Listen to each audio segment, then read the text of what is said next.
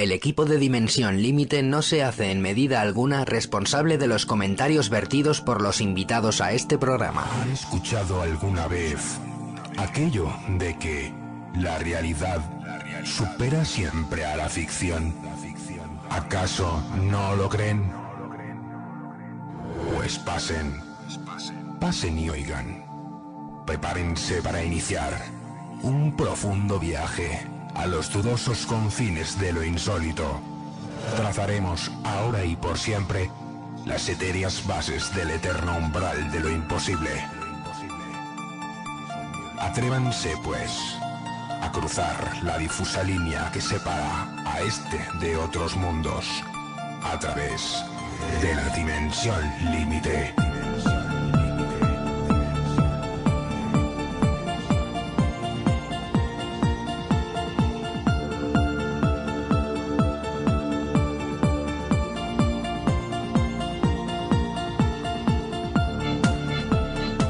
Hola, ¿qué tal? Bienvenidos, bienvenidas a una nueva edición, esta sí que sí, de las especiales de Dimensión Límite.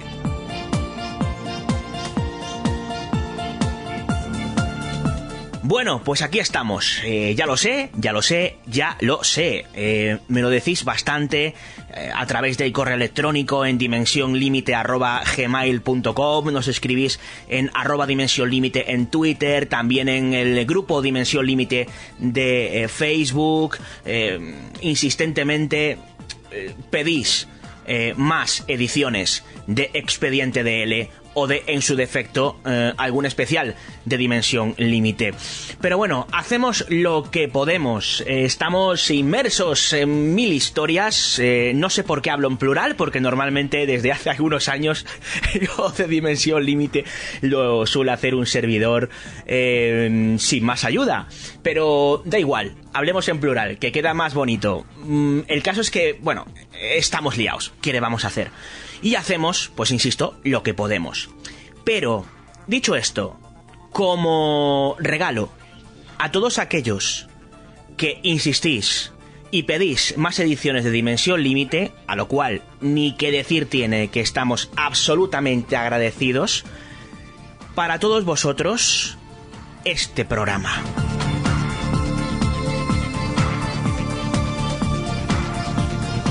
Un programa especial en un formato que no es nada habitual en Dimensión Límite. Esto no es un expediente DL, esto no es un formato, digamos, que se parezca mínimamente a algo habitual relacionado con Dimensión Límite.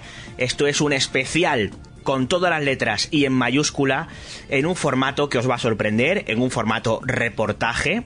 Quizá algunos recordéis aquel reportaje llamado Infiltrados que junto al compañero Juanjo Sánchez Oro hicimos en el año 2011 para hablar precisamente de la infiltración de mi compañero en el programa Más Allá de la Vida, en Telecinco, cuando investigamos el tema de la medium Anne Germain. Bueno, aquel reportaje de 50 minutos, digamos que el formato del mismo es parecido, solo que en esta ocasión es un formato muy extendido porque dura prácticamente 3 horas y media. Un poquito más de 3 horas y media, 3 horas 40 minutos de reportaje. ¿Y de qué vamos a hablar? Pues vamos a hablar de las víctimas de humo. Un reportaje que tiene también el subtítulo de Jordán Peña, el hombre de las 1000 caras. Puede que de entrada nos llame especialmente la atención el tema. Os pido encarecidamente que dediquéis algunos minutos a este reportaje. Vais a escuchar documentos inéditos, voces que nunca se habían escuchado, contando, algunas de las que sí lo habían hecho, cosas que nunca se habían escuchado. Hemos construido el puzzle Jordán Peña. La cosa va más allá de humo, aunque todo esté de una u otra forma relacionado.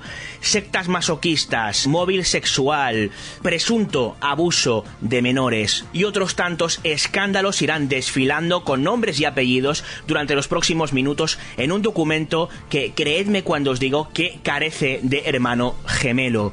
Espero que os guste. Han sido muchos meses de investigación, han sido muchas horas de preparación a nivel técnico, sobre todo para hacer este reportaje. La inmensa mayoría de entrevistas se ha realizado en persona, hemos viajado para que tengáis las voces de primera mano y esperamos, dicho lo cual, que os guste mínimamente el resultado o que cuando menos os entretenga. Con eso yo ya me doy con un canto en los dientes. Además, tendréis revelaciones relacionadas con el germen de Humo, con el inicio de Humo, cómo se creó Humo. Nos lo cuenta una persona que fue testigo de excepción de las últimas declaraciones de José Luis Jordán Peña en su lecho de muerte. Hablará, en dicho reportaje, su hija Maite.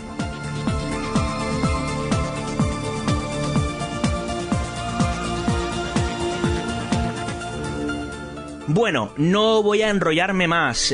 Novedades, no tengo mucho que contaros. Imagino que la mayoría os enterasteis de que hace pues una semana, un poquito más, unos 10 días, pues conseguimos, mi compañero Christian Puig y yo, una bonita exclusiva que publicamos en Crónica de El Mundo, con el testimonio, con la entrevista en primera persona a una de las videntes originales de las apariciones marianas de San Sebastián de Garabandal, concretamente Maricruz.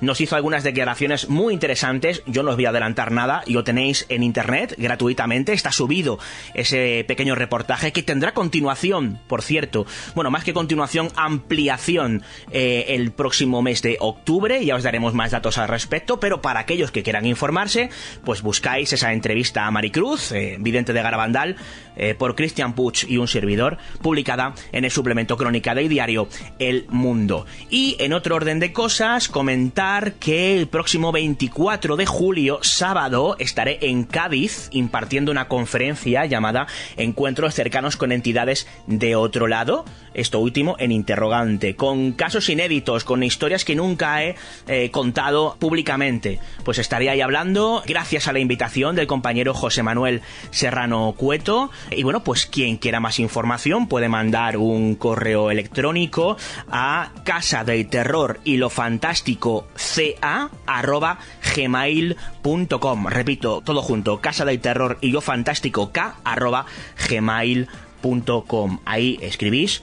y se os informa de todos los detalles para asistir a la charla, en la que, os adelanto desde ya, habrá sorpresas para los incondicionales.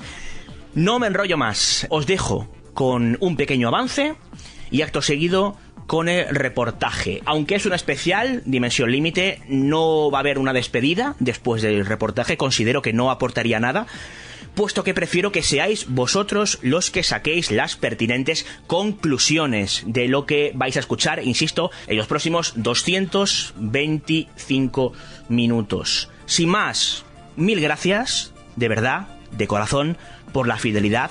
Mil gracias porque pese a que no mantengamos una periodicidad como hacen otros compañeros, sigáis ahí al pie del cañón reclamando más historias. Yo os prometo que haré lo posible por estar aquí más a menudo. Habrá alguna que otra sorpresa probablemente para el próximo mes de agosto, estáos atentos, pero bueno, hacemos lo que podemos. Ya sabéis que este formato es absolutamente aperiódico, que los especiales como tal de Dimensión Límite se hacen como una vez a cada 2 años de media. Bueno, lo importante es que aquí lo tenéis. Insisto, han sido muchas horas de curro para vosotros, gratuitamente, para que las disfrutéis, por vuestra fidelidad, y espero no defraudar. Sin más, ahora sí que sí, me callo y doy paso al reportaje. Las víctimas de Humo, Jordán Peña, el hombre de las 1000 caras. Agarraos que vienen curvas, y el que avisa... Hay otros mundos, pero están en este. Un libro benéfico, el 15% de la venta irá destinado a la ONG Médicos Sin Fronteras. JJ Benítez, Jacques Vallée, Bruno Cardeñosa, Miguel Blanco, Jesús Callejo, Carlos Canales, Lorenzo Fernández, Manuel Carballal, Fernando Rueda y hasta 40 autores se unen en esta pionera obra colectiva con ensayos de investigación sobre ovnis, arqueología, parapsicología, enigmas históricos, mitos, leyendas. Hay otros mundos, pero están en este. Coordinado por David Cuevas y editado por Ediciones Sidonia. Ya a la venta. ¡Mazinger! ¡Planeador abajo! ¡Rayos láser, fuego! ¡Mazinger! ¡Adelante! Dimensión Límite. 3,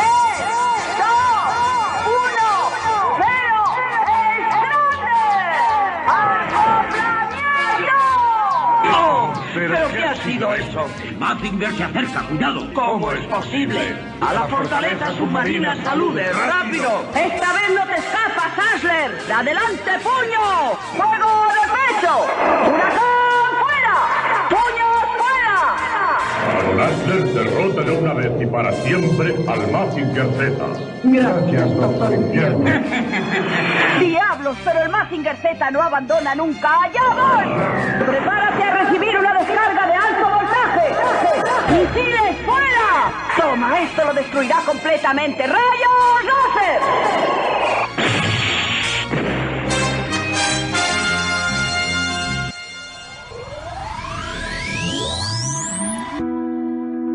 José Luis Jordán Peña es el héroe o el villano. Un personaje singular y fascinante al mismo tiempo.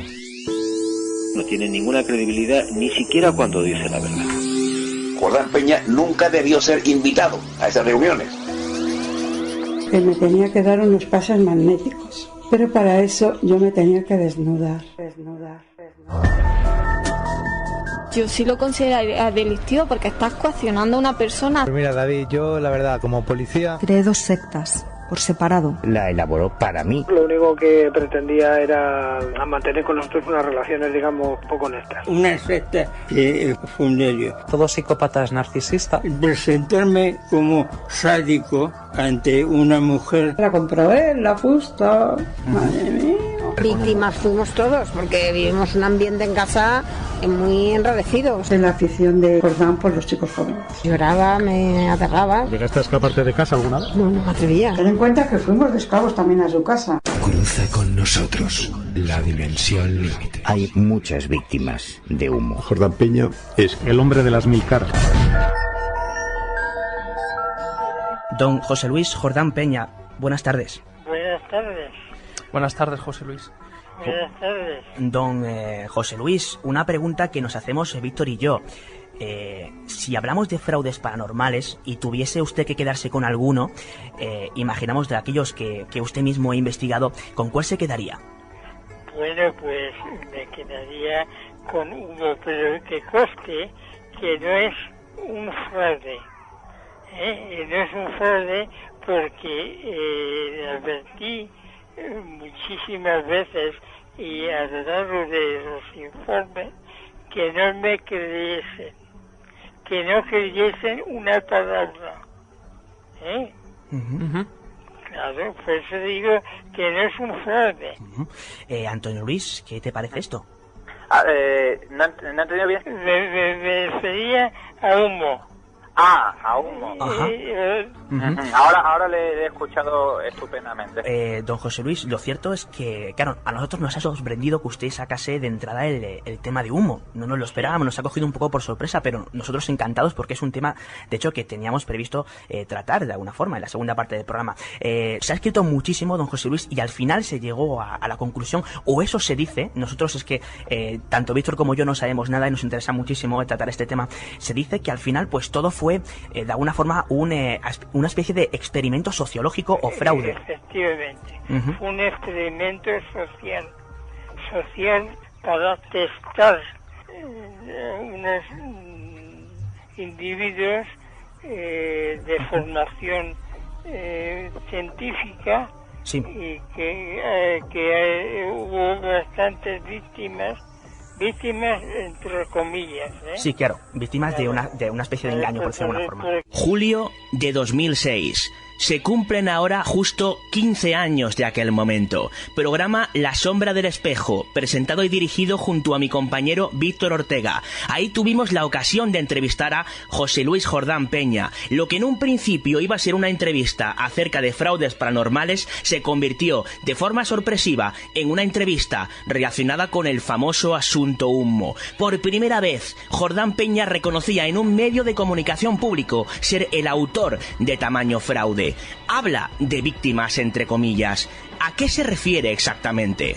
Relajaos, poneos cómodos e iros preparando para lo que viene a continuación. Comienza, aquí y ahora, Las víctimas de humo. Jordán Peña, el hombre de las 1000 caras.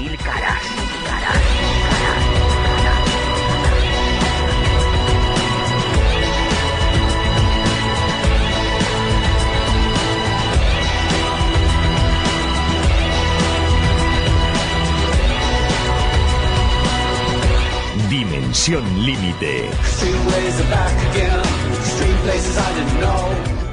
Empecemos por el principio.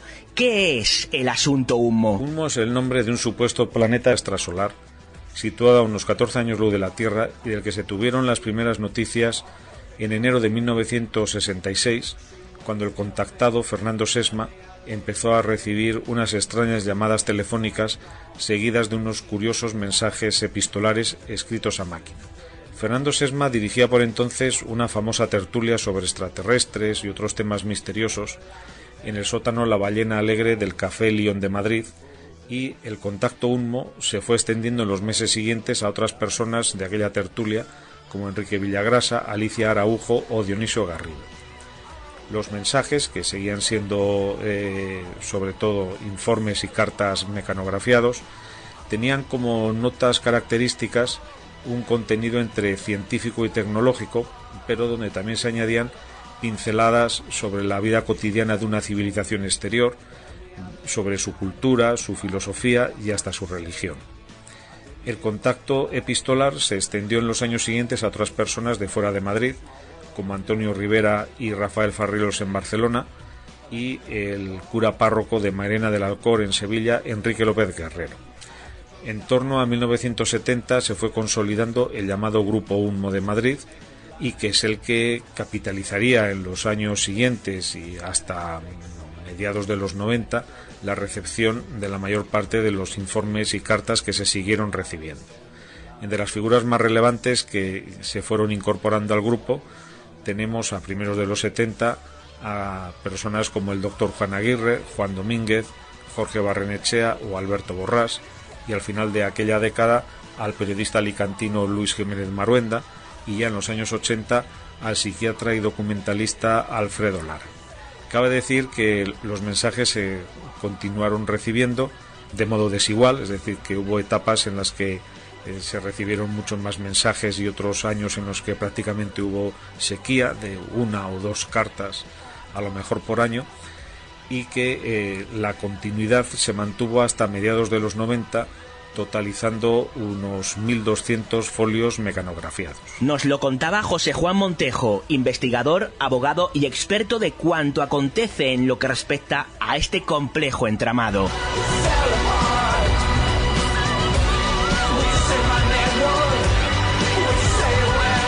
¿De qué se hablaba en esas famosas tertulias donde se originó todo? Nos lo cuenta Mercedes Carrasco, una de las asistentes a dichas tertulias y protagonista absoluta de este reportaje. Mucha atención porque, al parecer, en dichas tertulias no solamente había policías infiltrados para controlar lo que allí se hablaba, sino que incluso llegó a haber varias redadas. Bueno, es que había dos tertulias, una muy reducida, la de Fernando Sesma, porque la gente tenía miedo porque Fernando Sesma hablaba de política, ya que él estaba blindado al trabajar en Capitanía General, pues se consideraba blindado y hablaba de política, cosa que en esos momentos, ten en cuenta que en la mesa nuestra había varios de la policía secreta. De la secreta, sí, con nosotros. Hechas las presentaciones más o menos oficiales y obviamente genéricas, vamos al meollo de la cuestión. ¿Quién es José Luis Jordán Peña?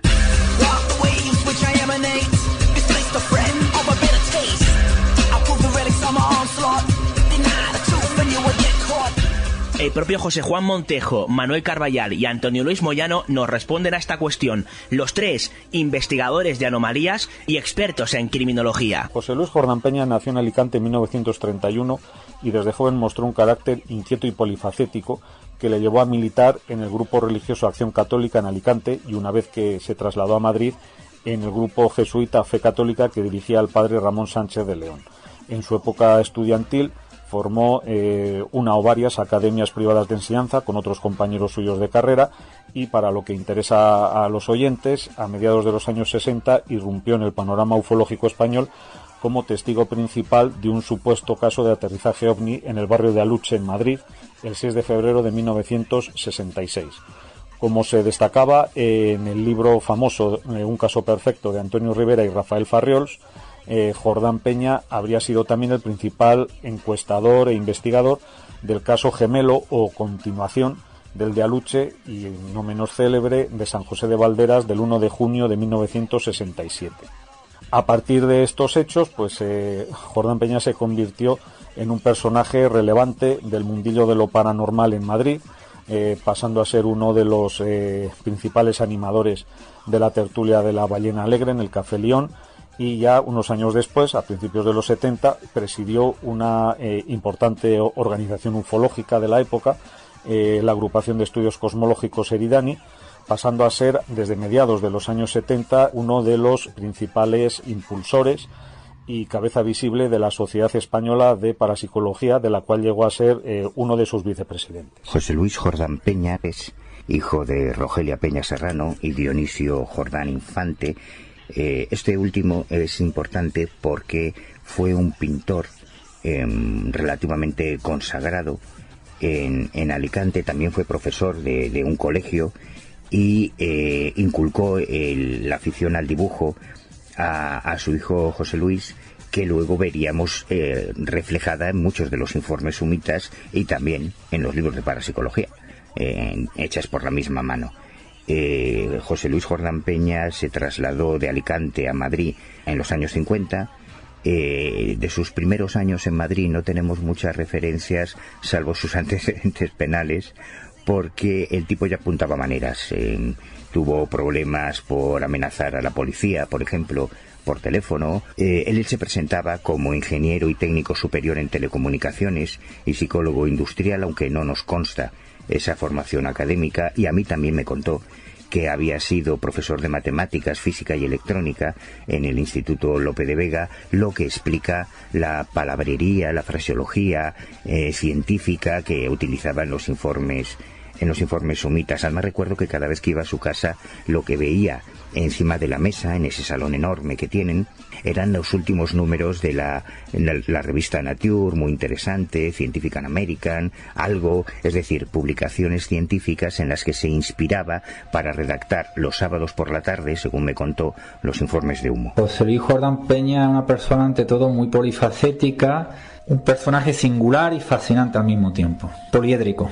Dentro de lo poliédrico son muchas caras y también entraría la faceta de la genialidad. Su nombre pues se figura en todas las colecciones de parapsicología y temas ocultos que desde los años 70 dirigía el doctor Fernando Jiménez del Oso, es decir, que era una firma imprescindible en todo este tipo de coleccionables. De hecho, los que somos entusiastas de estos temas nos hemos nutrido de toda la literatura parapsicológica, en gran parte mediatizada por la figura de José Luis Jordán Peña. Él era un psicólogo industrial, era uno de los miembros más activos de la Sociedad Española de Parapsicología, fundada por Ramos Perera. Y bueno, su nombre tiene esa vertiente un tanto oscura dentro de la historia de la ufología al vincularse con el famoso Affair Humo.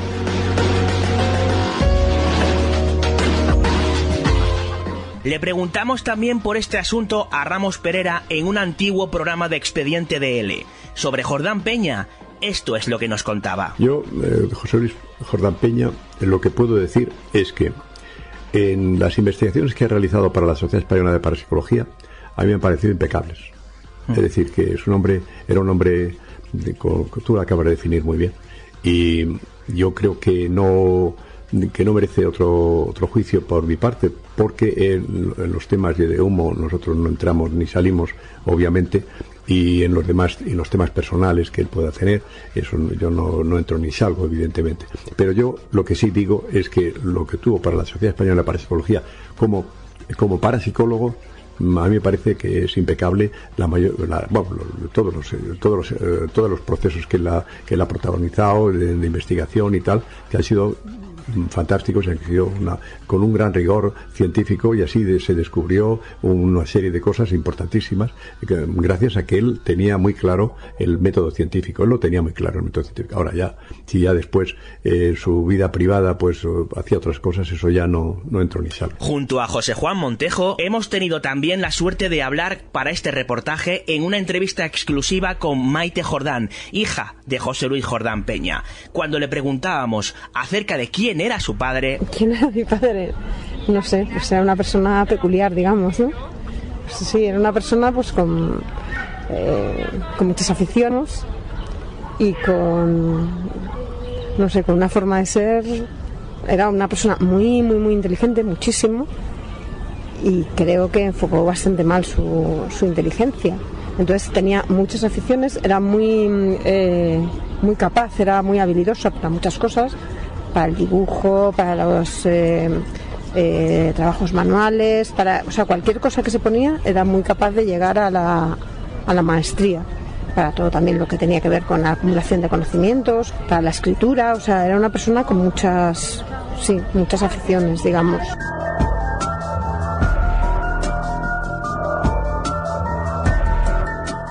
Maite Jordán nos sigue contando algunos detalles de cómo era su padre cuando ella era pequeña. Pese a que yo a veces lo intentaba, él era muy remiso a hablar de su vida. También sí que le recuerdo contándonos cuentos, o sea, él sí que era muy de contar. Ya digo que tenía una imaginación, no es una cosa que diga yo, está demostrado, prodigiosa.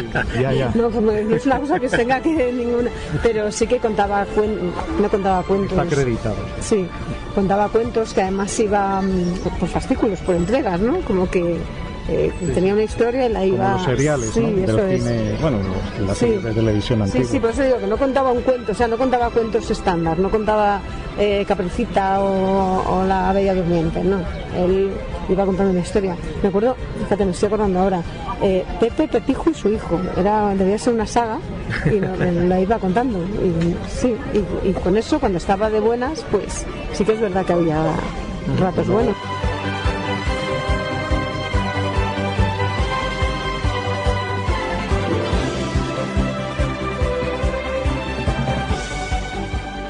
¿Cómo era Jordán Peña en su niñez? ¿Qué cosas hacía para divertirse? Parece ser que de pequeño tenía una broma o una travesura y tal, que era, ataba una moneda de, no sé, de 50, bueno, había unas monedas en su época que tenían un agujero en medio, ¿no? Entonces con un hilo de nylon, pues digo, suena todo, ¿no? Sí. Pero esa asociación la estoy haciendo ahora, ataba una moneda a ese hilo de nylon, estaba en el balcón y entonces cuando pasaba alguien, estoy hablando de cuando él era muy pequeño, vamos, niño. Entonces daba con el suelo en la moneda y claro, la gente se volvía a ver dónde había tirado la moneda y él tiraba y tal.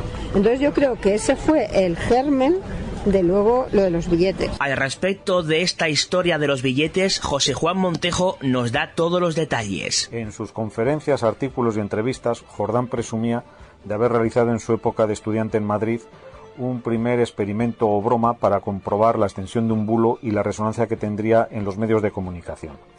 Una de las primeras referencias escritas la tenemos en un artículo suyo titulado El síndrome de Anubis y Psi, publicado en la revista Psicomunicación de la Sociedad Española de Parapsicología en 1989, y donde Jordán decía que haciendo apuestas con algunos amigos suyos sobre cómo movilizar a los periódicos gastando como máximo 80 pesetas, a él se le ocurrió la idea de lanzar billetes de peseta desde el balcón o ventanas de la pensión donde entonces se hospedaba una noche, para ver la reacción que provocaba en el barrio a la mañana siguiente. Decía Jordán que entre los porteros, comerciantes y vecinos del barrio pues hubo reacciones de perplejidad y de cierto estupor ante aquel dinero caído del cielo y que no se sabía muy bien de dónde procedía ni quién o quiénes lo habrían lanzado. Según parece, la jugada se repitió algunas noches más, provocando la intervención de la policía y también el interés de algunos periodistas que llegaron a escribir y a sacar alguna noticia sobre el tema, de momento no localizada. Y Jordán decía que acudió en los días siguientes también multitud de curiosos a la zona para ver si se hacían con alguno de aquellos billetes misteriosamente teletransportados a fin de guardarlo como recuerdo. Maite también explica algo relacionado con su niñez o adolescencia, una virtud que tenía el propio José Luis Jordán Peña y que será importante para entender algo que contaremos más adelante. Yo es que creo que la mayor parte de las cosas que aprendió fue autodidacta. Él se dedicaba a acumular datos enciclopédicos de todas las materias, de todas. Él tenía una peculiaridad también, una de las muchas peculiaridad que hemos heredado todos, parece que haya un gen en mi familia. Escribía y leía muy pequeño. De hecho, ganó un concurso, dice él, internacional de escritura pequeña. Y escribir el Padre Nuestro en un grano de arroz eso, de las cosas que se han dicho de él y que él tampoco desmintió, pero a saber hasta qué punto eso era cierto. Sí, y más, o sea, yo le he visto escribir, ya digo, él hacía verdaderas miniaturas. Entonces escribía muy pequeño y iba acumulando fichas pues de todo tipo de las materias. Tengo, como curiosidad, una agenda que era su agenda, donde cada hoja la dedica a lo mejor a una materia, y ahí datos, pero eso no es nada, eso es su portátil, o sea, eso era lo que llevaba, como llevamos ahora nosotros el móvil y recurrimos a Google, porque luego en casa tenía cientos y cientos de fichas de todos los temas habidos y por haber.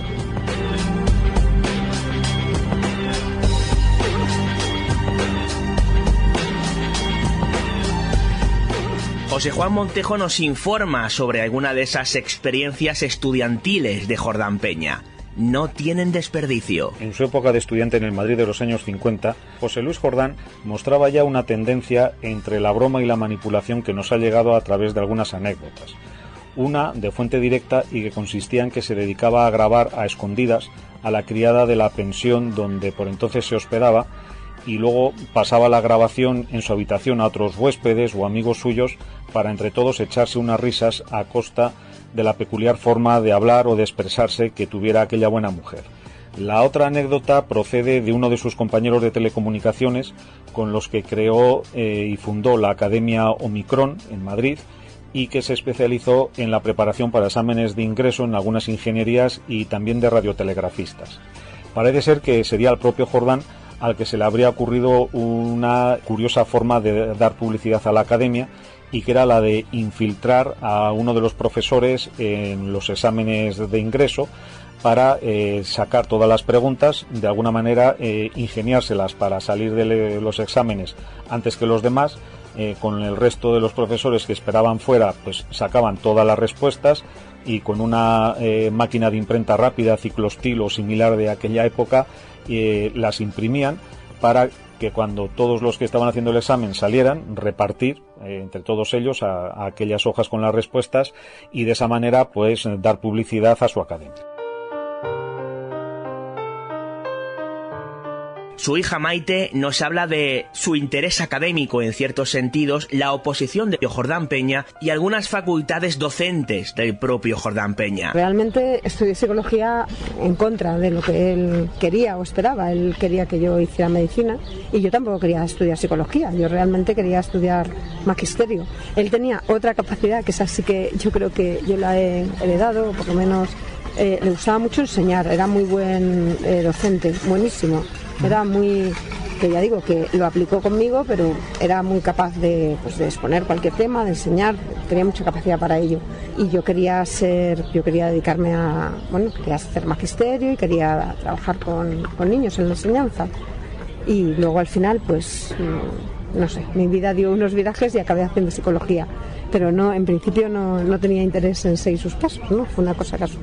José Juan Montejo nos habla de la aparente titulación académica del personaje que nos atañe. Durante mucho tiempo hubo dudas acerca de la verdadera titulación académica de José Luis Jordán, que solía presentarse como psicólogo industrial, psicólogo clínico o psicólogo simplemente, y que en la empresa donde trabajó durante años decía que también realizaba funciones como psicólogo y otras relacionadas con el estudio de mercados. Sin embargo, cuando se pudo consultar el organigrama de aquella empresa, que era Agroman, se comprobó que Jordán Peña figuraba allí no como psicólogo, sino como ayudante de telecomunicaciones, que es la denominación antigua del peritaje de telecomunicaciones o ingeniería técnica de telecomunicaciones.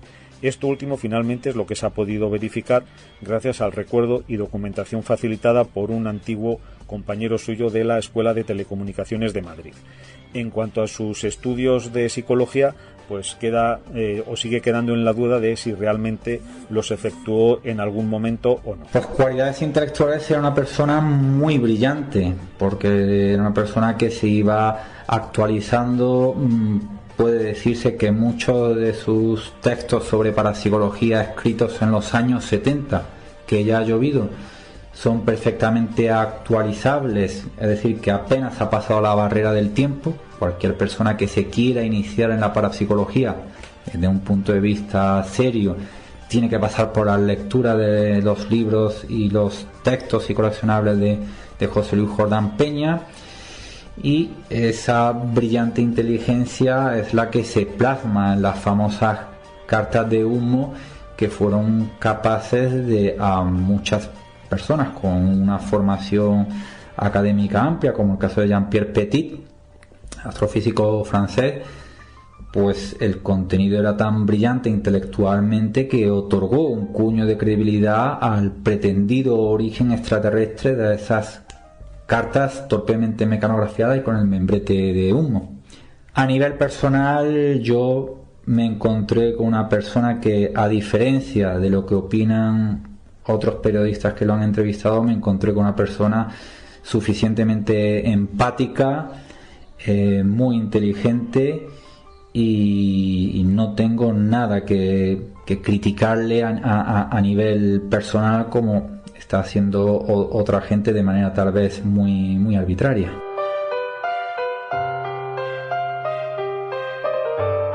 Maite Jordán nos explica algunos secretos que celosamente guardaba el protagonista de esta historia en un armario. Sí, es verdad que yo muchas veces cuando mis padres se iban y tal, pues claro, lo más atractivo de la casa era el teléfono, que cogía el teléfono y me ponía a llamar así en barra libre, y luego el armario de mi padre.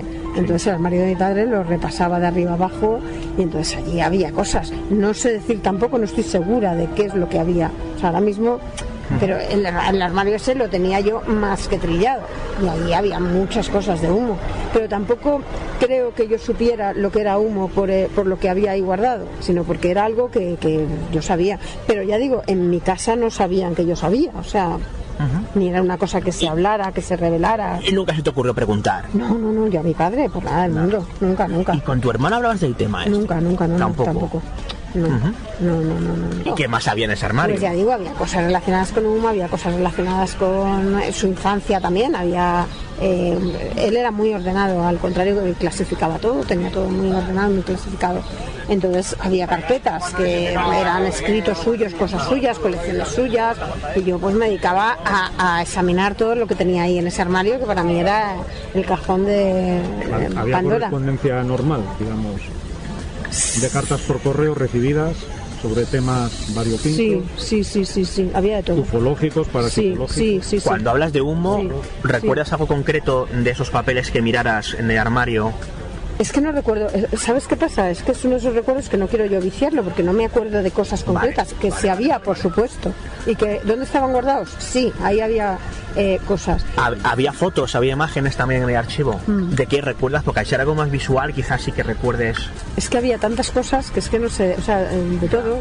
¿Y no hubo nada que te llamara la atención, que te quedaras como mostrar, que te marcara, que dijera por lo extraño, por lo estrambótico, por lo surrealista, por lo que fuera? Sí, es que yo me sabía el armario mejor que... O sea, yo iba muy a menudo, o sea, cada vez que mis padres iban, yo ya digo, yo me lanzaba al armario. Ostras. Pero, y había tanto, y claro, además, todo mi interés era dejarlo luego igual, ¿no? Igual para que no se notara que efectivamente, yo cogía carpeta y iba examinando. Y no se notó nunca, ¿no? No lo sé, si se notó no tuve... Si se notó no tuviste constancia. No tuve repercusión así tal, afortunadamente, porque eso hubiera sido muerte, vamos, directamente.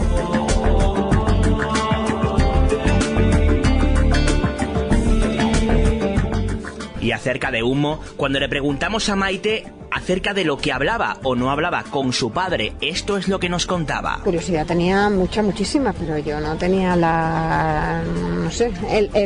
arrojo para preguntarle. ¿Pero por qué? ¿Por qué tenías miedo a preguntarle por el tema de humo? Sí, nunca le hubiera preguntado. Sí que es verdad que él me lo contó cuando él estaba muriendo, estaba hospitalizado, y yo pasé muchas noches con él, y él espontáneamente me lo empezó a contar. Me dijo que quería, supongo que ya, claro, era evidente que yo algo sabía. Sí. Entonces sí, él me dijo que me iba a contar, y me contó muchísimo, y desafortunadamente no me acuerdo mucho de, no me de lo que me eso. contó. Sí, lo siento porque encima se murió.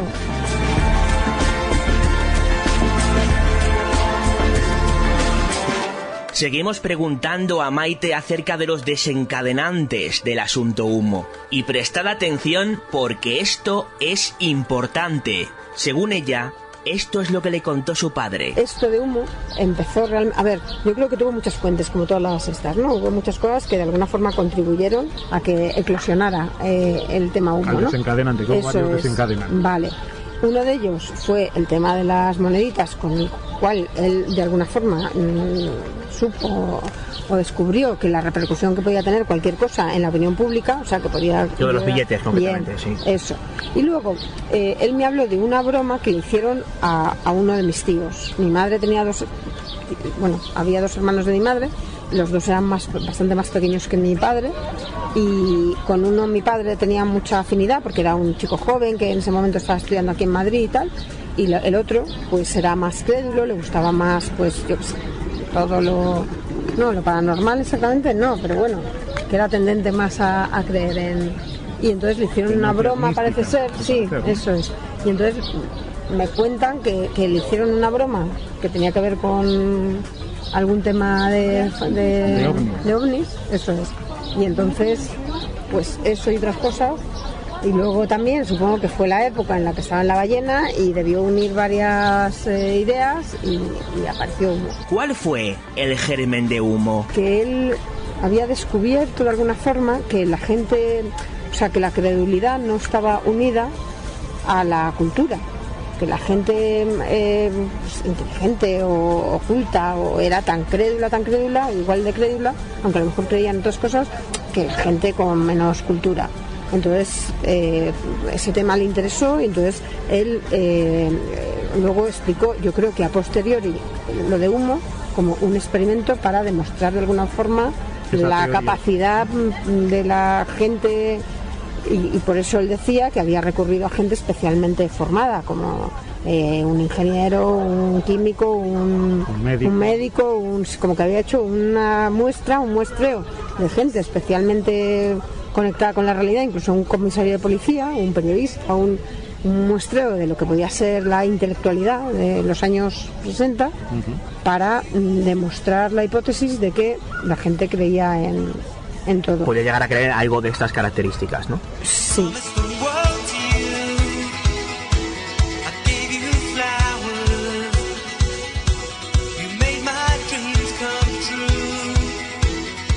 Nos detenemos ahora para hablar de algo importante, crucial quizá en esta historia, según algunos investigadores, y es el papel que habrían tenido algunos presuntos servicios secretos en la trama humita. Nosotros hemos accedido a un documento de más de 50 páginas, publicado en los primeros números, hoy inencontrables, del boletín El Ojo Crítico, en el que hay una entrevista generada por el propio Jordán Peña, en la que explica con todo lujo de detalles muchos de los asuntos que estamos tratando en este reportaje. Con la voz de Adriana Stopp, licenciada en Comunicación Audiovisual y productora del programa Luces en la Oscuridad, escuchamos al propio Jordán Peña hablando precisamente del aparente papel de esos servicios secretos en la trama humita. Tuve, sí, algunos colaboradores voluntarios, pero en tareas que no fuesen de redacción de los informes.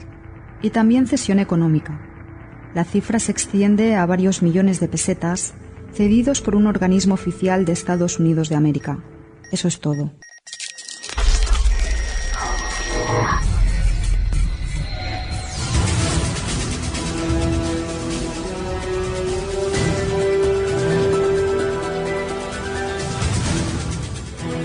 Si nos remontamos a los años 70, más concretamente a mediados, el doctor Fernando Jiménez del Oso presentaba un popular programa televisivo llamado Más Allá. Pues bien, ahí estuvo el propio Jordán Peña, hablando de humo y precisamente halagando misteriosamente la genialidad de esos aparentes mensajes humitas recibidos por sus receptores. Verás, hay una versión muy interesante que nos llegó a través de unos documentos muy extraños de un supuesto planeta humo, y estos señores daban una versión que resulta ingeniosa, o sea, independientemente de que sea auténtica o no, pero era muy ingeniosa. Y esto es para nuestros telespectadores. Hablamos de ello, era aquel emblema que llevaba ese ovni que se vio en San José de Valderas, era el emblema correspondiente a los humitas, unos supuestos extraterrestres que están entre nosotros y que mantienen contacto, al menos epistolar, con varias personas. Tú eres una de ellas también, tú has recibido correspondencia. No he recibido cartas, pero vamos, he estado muy vinculado al grupo que ha recibido este tipo extraña correspondencia. El origen de verdad que todavía no está muy difuso y muy mal. Pues estos supuestos extraterrestres, estos supuestos humitas, han dado muchas series de datos técnicos sobre aparatos incluso nuevos, algunos un tanto revolucionarios, y también han dado explicaciones sobre el método de propulsión de sus naves. Pues está claro que sean auténticos o no, independientemente que sean auténticos, demuestran mucho ingenio en sus teorías, ¿no? Y es sugestiva esa explicación. Es muy ingeniosa. Bueno, yo recuerdo incluso en el informe que no sé si tengo copia de él, pero realmente venía una descripción no solamente ya del sistema, sino además los esquemas correspondientes y yo no sé si incluso una serie de datos técnicos relacionados con la creación de este alto potencial protector, ¿no? ¿Era una persona narcisista? Yo creo que sí. Sí, porque yo creo que realmente la motivación o el refuerzo era sentirse, o sea, el placer que da ver que eres tú el que manejas los hilos, el que manipulas, el que engañas, y la gente no sabe que eres tú el que mueves aquello. Es lo mismo que cuando tiras los billetes. O sea, tú sabes que eres tú el que lo mueves, el que lo creas, y la gente no sabe.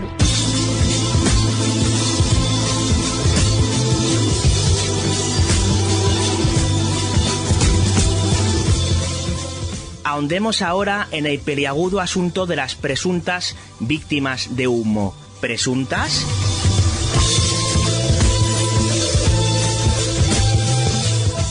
Manuel Carballay nos cuenta. Hay muchas víctimas de humo.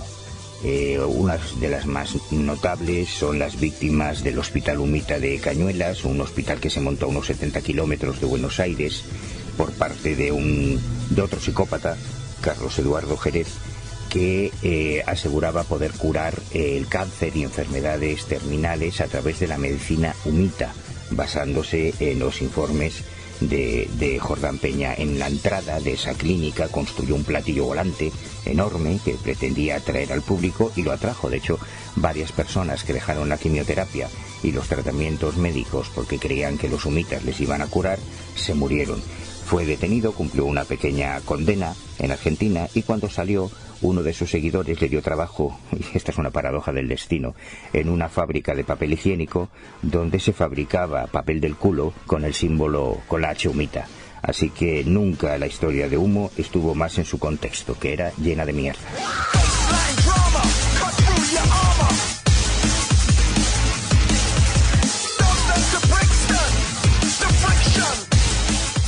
No fue esta la única situación un tanto turbia relacionada con los mensajes humitas. Hubo más. Otro de los episodios que ilustran muy bien el sadismo, la falta de empatía y de compasión de Jordán Peña fue el del búnker, cuando en plena guerra del Yom Kippur, con la crisis de los misiles de Cuba, la Guerra Fría, los humitas envían unos informes diciendo que abandonan la Tierra porque va a estallar una guerra mundial, una guerra nuclear. Y le decían a sus seguidores, a los del Grupo Madrid-Barcelona, que tenían un búnker en la Sierra de Madrid, en el que podrían refugiarse de ese apocalipsis, pero solo escogiendo a un familiar cada uno de ellos.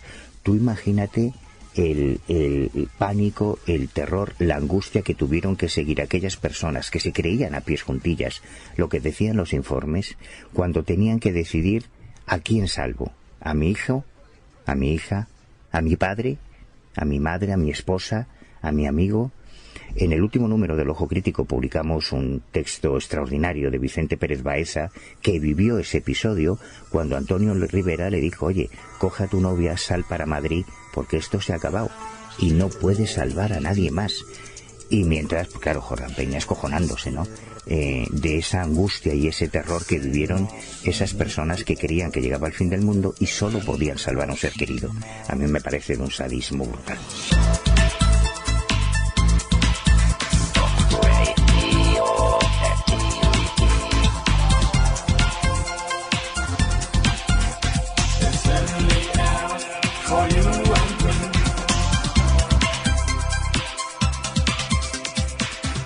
Y si personalizamos en víctimas concretas, una de ellas sería quizá la de Juan Domínguez. Maite Jordán nos habla precisamente de que cuando ella ya conocía que Humo era un fraude, había un buen amigo de la familia que pasaba por allí y que creía a pies juntillas que los mensajes humitas eran reales. Le preguntamos por ello. Y cuando tú veías a esta gente que iba allí y que creía realmente en las cartas humitas, y tú sabías que aquello era un fraude, ¿tú qué pensabas? Me daba rabia, ya digo, yo sufría especialmente por la inocencia o la credulidad o es que no sé cómo decirle, la transparencia de Juan Domínguez, porque siempre lo diré, yo a Juan Domínguez le tenía mucho afecto, entonces pues sentía ganas de decir, pero no. ¿Y no estuviste tentada alguna vez de decir, oye, Juan, ven para acá? No hubiera sido capaz. De yo, más mayor, quizás. Por nada, nunca. No, pero a lo mejor con 15, 16. Nunca. En un acto de rebeldía, a lo mejor adolescente. Es que yo no fui rebelde porque no me atrevía, no era capaz.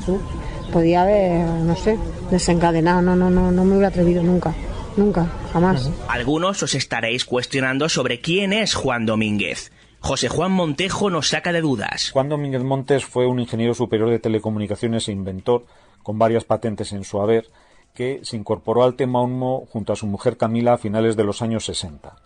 En 1970 fue uno de los fundadores de la agrupación de estudios cosmológicos Eridani y pronto se distinguió en las reuniones de Eridani y ya en los años siguientes del Grupo Humo de Madrid por su nivel científico y altura intelectual.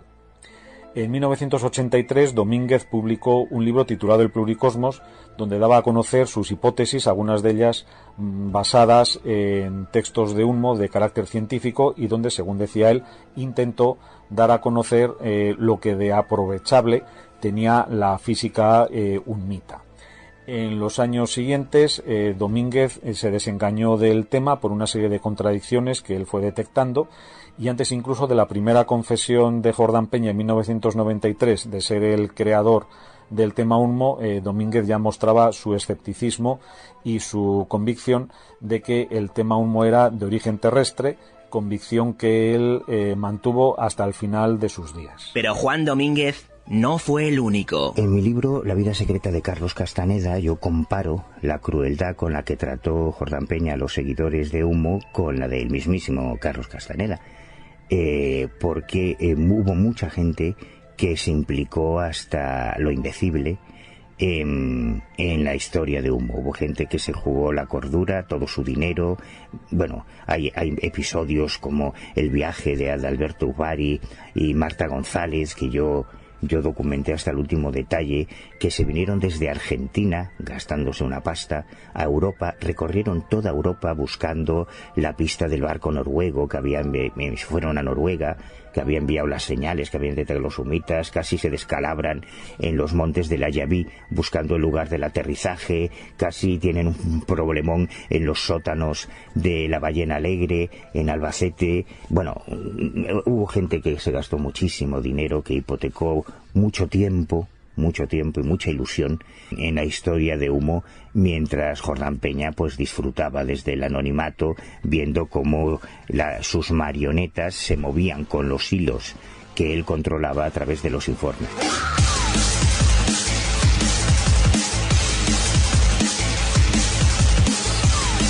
También Fernando Sesma Manzano. Él fue el receptor primigenio de esos mensajes aparentemente humitas. En su lecho de muerte se daba cuenta de la triste realidad. Nos lo cuenta Mercedes Carrasco. Unos días antes de morir, estando ya en la cama, todo el grupo del Lión íbamos a ver a Fernando, a la calle Fernando el Católico, donde él vivía, como ya sabéis. Todos los domingos íbamos a verle. Y el último domingo que fuimos allí, pues empezó ya, yo no sé de dónde sacó un bozarrón porque estaba ya agonizante. Después de esto, pues ya se le ingresó en la clínica donde murió. Faltaban unos días para morir. Y tal, un bozarrón enorme. Lo de Humo, mentira, absolutamente mentira, un engaño, un fraude. Empezó así una retaila de insultos contra Humo. Y luego ya cuando nos despedimos de él y bajamos a la calle, le dije yo a Mariano, ¿a qué se refería Fernando con esto de Humo? ¿Qué tal afectado está? ¿A qué se refería? Y Mariano no me contestó nada. No me pude enterar de nada, de lo que era Humo ni nada.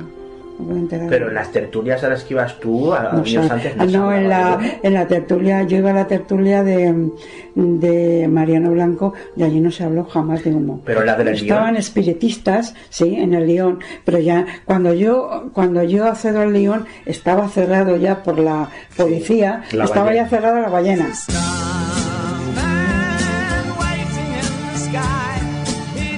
Cuenta Manuel Carballal en su libro Los peligros del ocultismo, crimen, delito y misterio lo siguiente. El día 5 de mayo de 1989, el diario español El País publicaba un extraño anuncio. En su sección de clasificados decía así: Josefina Benítez, urgente, comuníquense con Sonia Kronfeld. Tengo para usted un mensaje importante de JJ Benítez. Aparecía un teléfono de contacto. Exactamente 15 días después, el 20 de mayo de 1989, el mismo diario publicaba un anuncio aún más inquietante. El escritor JJ Benítez y Jorge Benítez se encuentran en estado de coma. Se ruega a sus padres y hermana comuníquense con Sonia Kronfeld. Estos anuncios fueron falsos y hasta el mismísimo Juanjo Benítez tuvo que salir al paso de los mismos en una entrevista concedida a un programa de televisión española. Aunque el audio de este vídeo proporcionado por Manuel Carballal no es especialmente bueno, prestad atención, merece la pena. Y bueno, me parece un absoluto desatino. Espero que se aclare, hay una investigación en marcha, un desatino muy desagradable, por supuesto, porque, en fin, evidentemente no estoy en estado de coma, no tengo ningún hermano que se llame Jorge y no entiendo cómo puede haber una persona que tenga pues, la suficiente sangre fría y, digamos, mala intención, en plan suave, de colocar este anuncio en un periódico de difusión nacional. Supongo que cuando se termine la investigación se aclarará el asunto. Me parece que hay algo muy oscuro y probablemente muy turbio detrás de todo esto, ojalá me equivoque, y sí pienso que puede haber indicios de que algún grupo que no está bien de la cabeza, que podría estar mezclado con este tema de los ovnis, pues tuviera quizás algún tipo de participación en esto. No se puede descartar ninguna hipótesis hasta que las autoridades judiciales lo esclarezcan, o la policía en definitiva. Recuerdo muy bien aquella tarde en que mi madre me dijo que fuese corriendo al salón porque estaba saliendo ese tipo que me gustaba tanto, JJ Benítez, en televisión, explicando que no estaba muerto ni en coma. Benítez se vio obligado a asistir a un programa de televisión para explicar que aquellos anuncios que todos habíamos visto en el diario El País, con 15 días de diferencia, en el que se anunciaba que estaba en coma y que alguien se pusiese en contacto de su familia con las hermanas Kronfeld, no era real. Tardé mucho tiempo en conseguir hablar con los responsables del grupo de sectas del Cuerpo Nacional de Policía que llevaron el tema, y más tiempo aún en conseguir localizar a la familia de Hilda y Sonia Kronfeld y descubrir que detrás de aquellos anuncios se encontraba uno de los episodios de imitadores de humo más brutal y más terrible, cuando dos chicas jóvenes, guapas, de un alto poder adquisitivo que habían llegado a España, cayeron en manos de un imitador que les enviaba cartas humitas, que les enviaba mensajes y que fomentó su obsesión con el asunto humo y con JJ Benítez, hasta el punto que en un momento determinado una de ellas tomó una pistola, le pegó un tiro en la cabeza a su hermana y luego se suicidó. Creo que es uno de los ejemplos más gráficos y elocuentes del gran problema que suponen los imitadores de humo en pleno siglo XXI. ¿Imitadores de humo? ¿A qué se refiere exactamente Carballal? Lo descubriremos dentro de unos minutos, pero antes no me resisto a ofreceros el cruce de declaraciones que tuvo lugar en el programa de radio que abría este reportaje, La sombra del espejo, entre JJ Benítez y José Luis Jordán Peña, años 2006-2007, a raíz de la publicación del libro El hombre que susurraba a los humitas del propio Benítez. En programas diferentes, cada uno de ellos del otro decía lo siguiente. Lo que puedo comentarte, David, y adelantaros a todos es que, desde luego, lo que dice Jordán Peña pues no es cierto. Con todos mis respetos, yo demuestro en el libro que este hombre miente. Es más, yo creo que es un hombre que tiene un problema grave en ese sentido, y que el tema humo no está cerrado en absoluto. Un experimento social para testar unos individuos de formación científica. Concretamente a los numerosos casos que hay en los que se han visto naves con esa famosa H en la panza, y que no tienen nada que ver con el señor José Luis Jordán Peña. Entre otras razones porque aparece mucho antes de que él hubiera nacido. El fenómeno UFO, el fenómeno OVNI, objetos volantes no identificados, es completamente todos. Un 100% de los casos son fraudes. Por supuesto no estoy de acuerdo cuando dice que todo el fenómeno OVNI es fraude. Eso no se lo cree ni él, ¿no? Y podríamos estar toda la noche diciendo por qué, ¿no? Encontraremos personas como Benítez, Juanjo Benítez, un amigo excelente mío, que cree en los ovnis y que cree en humo. Claro, está en su derecho. Y ahí en el libro pues se demuestra que efectivamente este hombre no es coherente con lo que dice, y en muchísimos temas relacionados con el fenómeno humo. Por eso digo que José Luis Jordán Peña pues no es creíble, no tiene ninguna credibilidad, y es más, ni siquiera cuando dice la verdad, si es que la dice.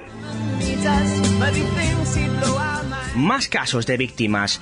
El fallecido Ignacio de Arnaude, un veterano y conocidísimo investigador del asunto humo y otros tantos, perteneciente a la primera generación de investigadores ufológicos en España, me dio una entrevista hace aproximadamente 13 años en la que me contaba algo bastante curioso en relación a el comportamiento de Jordán Peña una vez que ya confiesa ser autor del fraude a primeros de los años 90, cuando se organiza una reunión humológica en ya pleno siglo XXI entre las personas que creían obviamente en los mensajes humitas. Aparece por ahí, como si tal cosa, el mismo Jordán Peña. ¿Y cuál fue la reacción de la gente? Porque la mayoría de esa gente, imagino que creería fielmente en que humo era un fenómeno extraterrestre. Pues claro. O de contactismo real, ¿no? En este caso. Eso es. Ahí lo que pasó es que los humólogos serios, que eran todos, menos él, se puede decir, tenían ya una opinión malísima de Jordán Peña.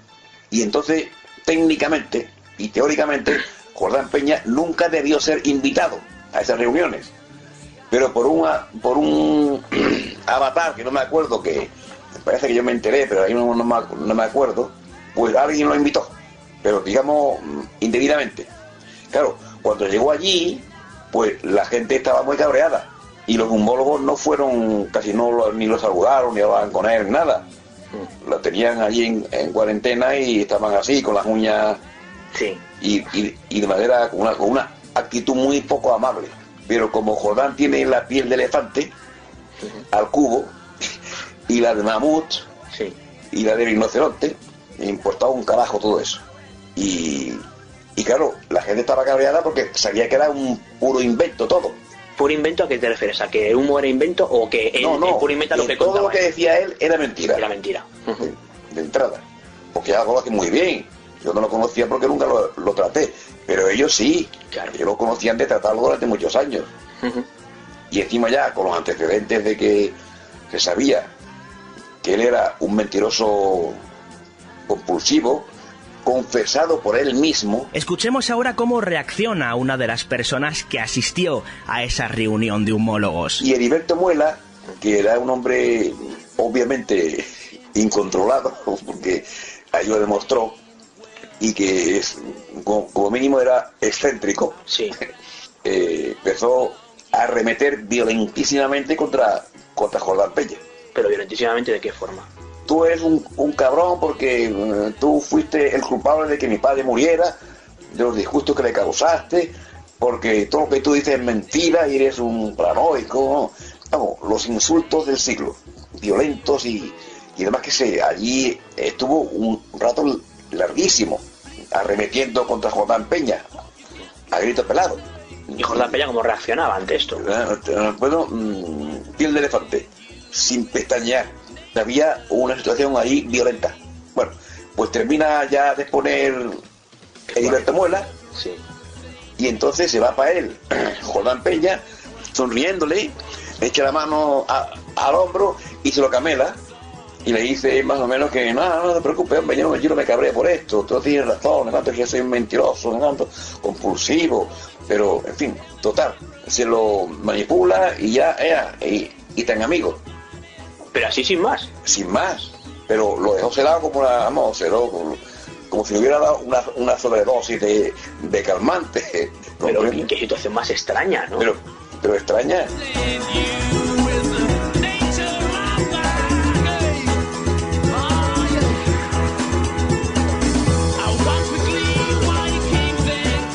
Ignacio de Arnaude, por cierto, que fue también víctima de una broma de mal gusto cuando en el pasado 2015 un conocido negacionista llamado Luis R. González decidió enviar una serie de postales sumitas con fines principalmente publicitarios, con el fin de promocionar una novela que saldría recientemente. Envió varias postales falsas a algunos receptores, entre los que se encontraba Ignacio de Arnaude, creyente aún en muchas de las vertientes aparentemente reales del asunto Humo. José Juan Montejo y un servidor conseguimos reventar aquella farsa.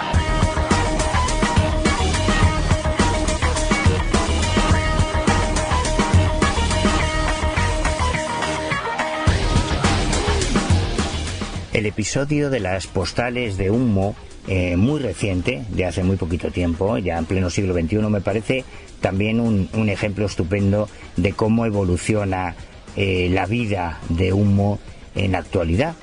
En este caso se trata de un fraude que fue perpetrado por conocidos pseudoescépticos de la comunidad ufológica para promocionar una novela.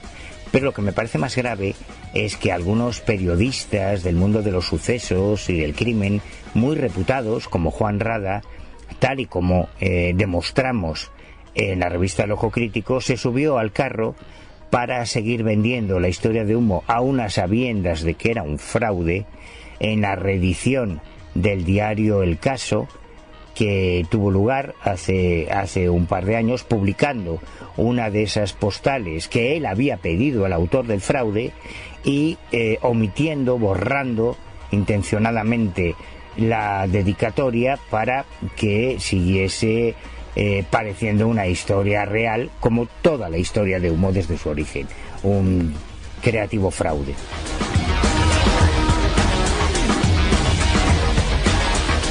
Volvemos a encontrarnos con una suerte de imitador del siglo XXI de lo que hizo Jordán Peña con el caso Humo. Ha llegado el momento de preguntar a Manuel Carballal sobre una figura tan desconocida como inquietante en el mundo de la criminología: los imitadores. En mi opinión, algo que no entienden los nuevos aficionados al asunto Humo es el concepto de los imitadores, que es algo que está muy vivo en el mundo criminológico, delincuencial, pero que en el mundo de la ufología, a pesar de su importancia, se suele pasar por alto. Hay un montón de casos de aparentes contactos humitas que no tienen nada que ver con Jordán Peña. Es cierto, cuando los defensores de Humo dicen que Jordán Peña no lo pudo hacer todo, es verdad, porque están los imitadores. Yo me di cuenta de esto cuando investigaba un caso de un aterrizaje ovni de Humo en A Zapateira, en La Coruña, en el que se replicaba punto por punto el caso de San José de Valderas y de Aluche. Aparecían unas fotos de un platillo volante con el símbolo de Humo en la panza. Ese platillo había aterrizado, había dejado un pasto calcinado con el símbolo de Humo en relieve, incrustado en la tierra. Habían dejado objetos, como dejó Jordán las varillas aquellas en Valderas, en fin, una réplica exacta, y Jordán Peña no tuvo nada que ver con eso, pero cuando localizamos a los autores y nos confesaron que era un fraude, nos dijeron que se habían inspirado en Humo. Lo mismo ocurrió con el Humita de los Villares en Madrid, con las movidas sexuales que hubo en Granada, lo mismo ocurrió con la clínica de Cañuelas, lo mismo ocurrió cuando Eddie González sodomizaba a unos menores, algunos de ellos, por cierto, hijos de personajes muy famosos de la cultura española, y les tatuaba en el hombro el símbolo de Humo y les enseñaba enseñaba las fotos de San José de Valderas, Jordán Peña no tenía nada que ver con eso, porque el daño ya estaba hecho, ya era irreparable. Con todo lo que él hizo, inspiró a otros delincuentes, psicópatas, estafadores y charlatanes las ideas básicas para generar sus propios fraudes. Como está ocurriendo ahora en Twitter, en Internet, en podcast, que otros imitadores han seguido los pasos de su maestro, de su inspirador, aunque no hayan tenido ninguna relación directa con él. En el programa 85 de Dimensión Límite saltaba la sorpresa cuando José Juan Montejo hablaba precisamente sobre los vericuetos de las reuniones de la Ballena Alegre. Invitábamos al famoso divulgador y periodista Juan Ignacio Cuesta. Pues bien, cuando nos hablaba de un pequeño grupo de amigos en los que él estaba incluido, que se interesaban por la realidad aparentemente extraterrestre de la cuestión humo, sucedía lo siguiente. Nos llamábamos en ese momento la Hermandad Cósmica. Bueno, éramos críos y nos buscamos un nombre así pomposo. Algunos éramos unos críos y además había mucha manipulación porque había, de hecho, nuestro mentor, el que nos llevaba allí, Antonio, no tiene sus apellidos realmente. Sí, yo sí lo recuerdo, Saiz Doctor. Sí, no, bueno, no quería decirlo, pero sí. Bueno, pero es que hace poco me encontré con él. El tal Antonio Saiz Doctor lo único que pretendía era mantener con nosotros unas relaciones, digamos, poco honestas. Bueno. De hecho lo intentó, lo que pasa es que no hubo posibilidad porque precisamente esa fue la razón por la que nos desvinculamos de la Ballena Alegre. Bueno, pues yo creo que se mezcla un poco todo, ¿no? Ahí yo decía antes, citábamos a Manuel Carballal cuando él tenía la teoría de que Jordán Peña realizó o montó toda esta historia de humo con intereses principalmente sexuales, ¿no? A mí no me cabe la menor duda de que era así. Ahí se juntaban una serie de individuos que tenían este tipo de formas de acceder a lo que no tenían, ¿entiendes? Entonces, de alguna manera nos manipularon a todos un poquito.